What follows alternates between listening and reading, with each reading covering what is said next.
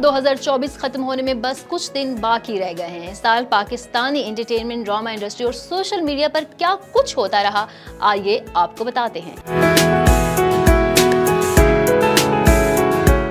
पाकिस्तानी ड्रामों का राज सिर्फ किसी एक मुल्क नहीं बल्कि दुनिया भर के ममालिक में है। इसकी वजह उनकी कहानी और अदाकारों की हकीकत पसंद अदाकारी है। रवा साल पाकिस्तान के 2 ड्रामे हर सू धूम मचाते दिखाई दिए, जिसमें इश्क मुर्शिद और कभी मैं कभी तुम, जबकि जान निसार और नूरजहां भी नाजरीन ने पसंद किए। सर्च इंजन गूगल ने ऐसे ड्रामों और फिल्मों की फहरिस्त जारी की है। हीरा मंडी का भी पाकिस्तानी सोशल मीडिया पर खूब चर्चा रहा।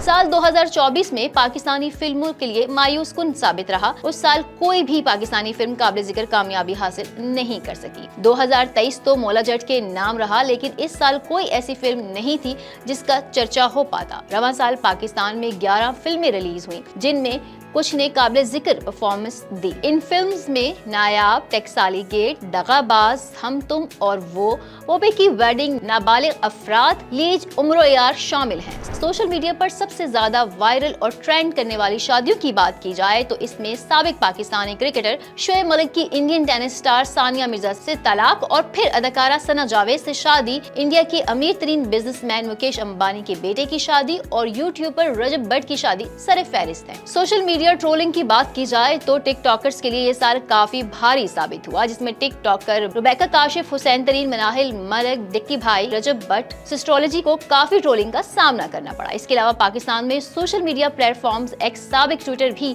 इस साल आम इंतखाबात के मौके पर बैन किया गया, जो कि अभी तक बैन है, जिस पर खूब ट्रोलिंग की गई। मजीद अपडेट्स के लिए देखते रहिए VNews.pk।